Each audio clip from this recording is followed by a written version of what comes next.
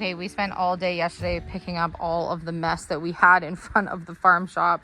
We had quite a mess going. We need to take a bunch of paint cans to the recycling because there's a place we can take those. And of course, we are working out here. We are going to start hooking up the solar in the next day or so. That will be very exciting. But I want to show you. Yellow cabinet is just one coat and it is already looking so good.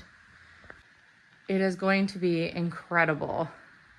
I wish the yellow would show up really the right way on camera, because depending on where I show it, it looks really, really bright or looks really, really dull. It's just the lighting in here right now, but it is so dreamy. Before we get too many things set up in here with the shelving and permanent fixtures, I really would like to get this name finished, because I keep moving this tray around that I had all the letters that Philip made us. And I really want to put the Paddock Farm Shop on the front of the building. I had seen an inspiration photo of a white farm store. I think it's a full farm actual store, not just a, like a farm stand shop like mine will be. But they had a white building with black lettering on the outside, and just the simplicity of it looked so unbelievably beautiful. So that's what I want to do with mine. So I need to take the vinyl off of the tops of all of these letters, which is what we used as the stencil to be able to cut them out. So I'm just using a pin, and I'm going to pull off all the vinyl so I can give them a light sanding before we paint it.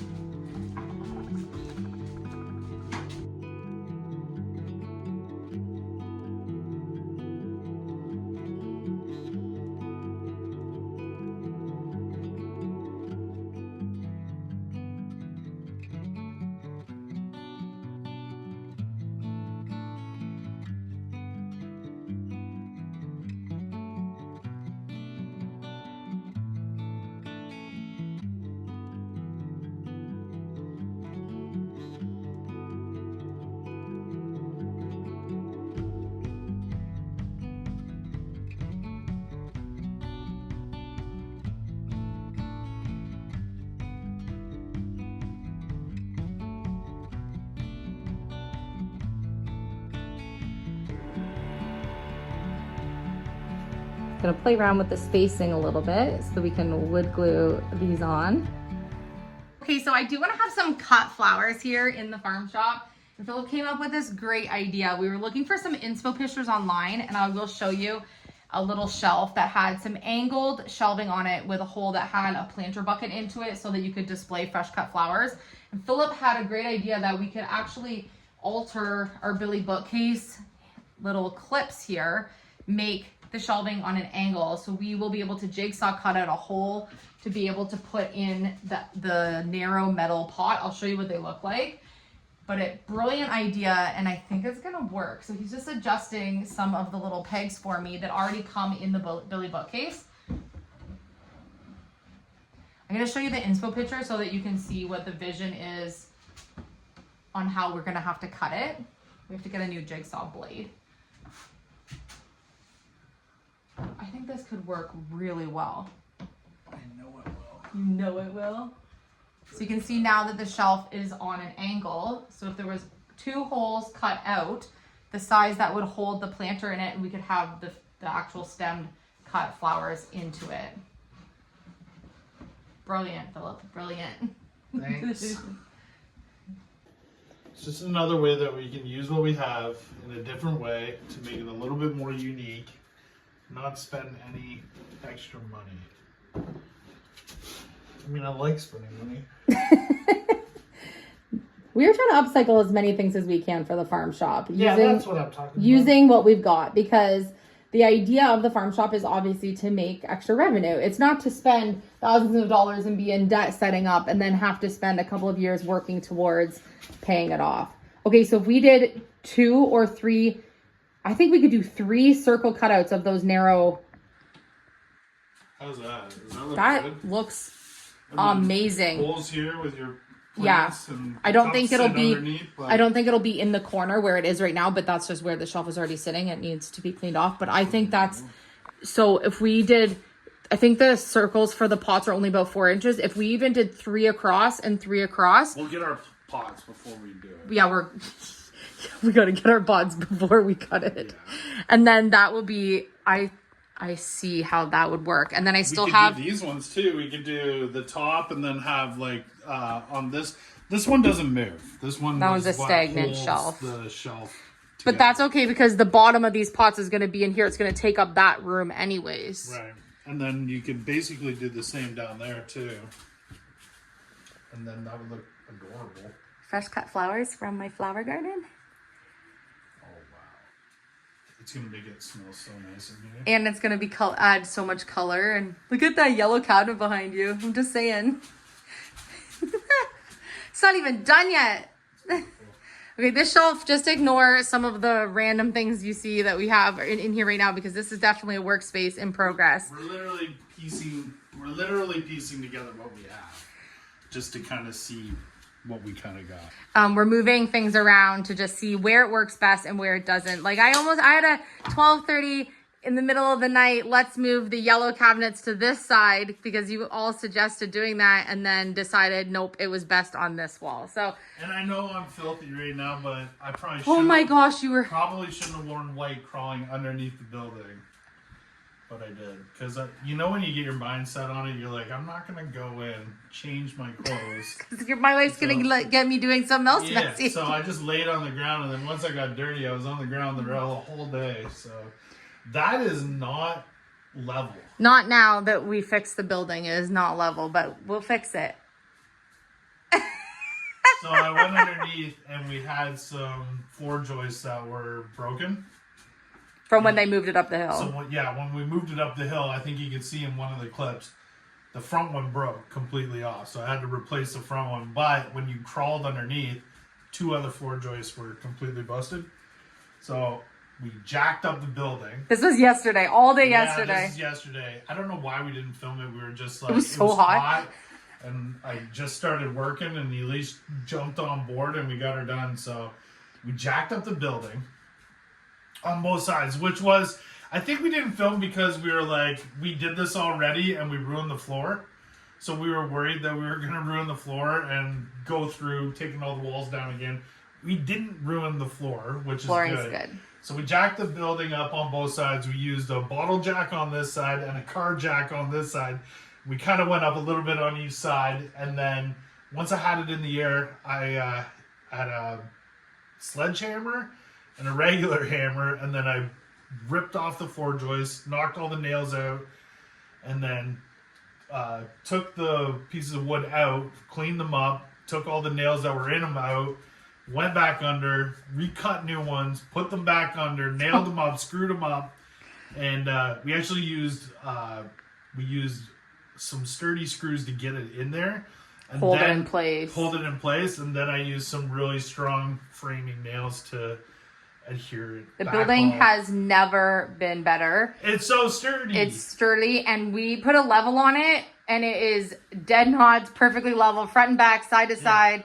Amazing. Like, it's so good in here. Once it was done, Elysia and I were both like very relieved that it was done, because when it happened, I didn't know how severe it was. You know, when you came in, or when we came in, you could tell the floor was soft, so we knew that there was some joist broken, but we didn't know if there was a bunch broken or if there was just a couple broken.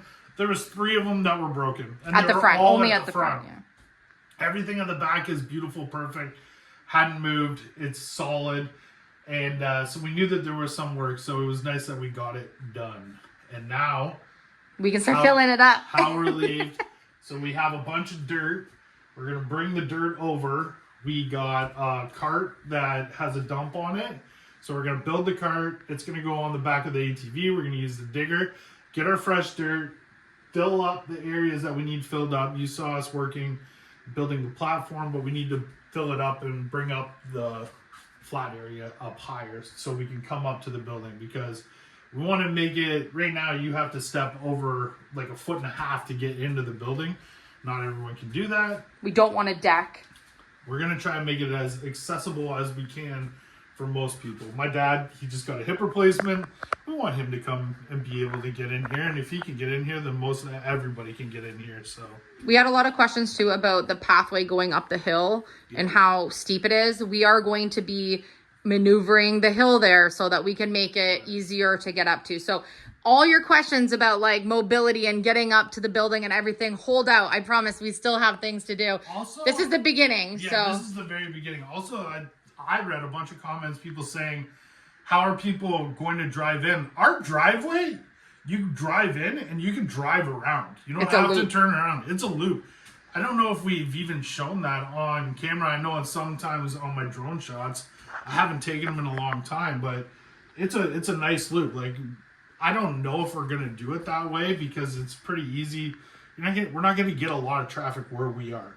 And especially not at one time. Like, yeah, not at one time. We'll get maybe a couple vacationers come up or some local people come up, we hope. But we're in an area that we're fairly rural. So there aren't going to be a lineup of cars coming in or a constant flow of traffic. It's just not going to happen. If it does... I mean, we can only hope, but we are... If it does, and I'm eating my words, and that's so amazing. And then in that case, then we're going to open up the flow through around traffic. But for the most part, we back in and reverse. It's onto a big highway. It's pretty easy to do. And we're going to make it easier for people to maneuver and manage to get around. But our driveway, for those of you that were worried, is accessible. You can drive in, go up the hill, and you drive around. Everything's super packed. We drive we drive big trucks with trailers, full of hay, full of dirt, full of everything. We've had transport trucks come in. We've had big loads of dump trucks come in. So it's doable. More accessible than I think people realize. I don't think you could get, like, if someone was coming with like RV or a camper and they're pulling through, they're gonna have to park out on the highway, which there is a shoulder. It would just be a tight turn to get up the hill or even pull into our driveway. But for other than that, like most people, it'd be easier. We also had lots of questions about our signage, that people aren't going to be able to see the signs from on the building from the highway. We're just waiting because right now one of the people that we have to go through to make sure that everything is legal and we are permitted to do, we want to know how big of a sign we can do. So we're not doing any signage yet. We know certain signage that we can do, but we want to know what's the maximum size sign we can do and what signs we can put where. But we're going to have signage. People are going to know where we are. We're going to let you know and how easy it is going to be to find us. We're not going to be hidden. And we're not just going to have a little cardboard sign at the road that says farm shop, turn left. Like, no. That's not what we're envisioning at all. I'm going to have a wacky waving inflatable flailing arm man at the end of the road going, hey, hey. Or I'm just going to have Philip being the wacky inflatable flailing arm man at the end of the driveway. I said we need to find some wacky inflatable arm men, cows and horses, so that we are Highland cows and horses, so they can like dance at the end of the driveway. But we're not going to do that either. We're going to have a really beautiful like country farm shop looking signs. We just want to make sure that we are in the parameters for what we're allowed to have for signage, where it can be located, how big it can be, and can it have lighting on it. Like, there's some details.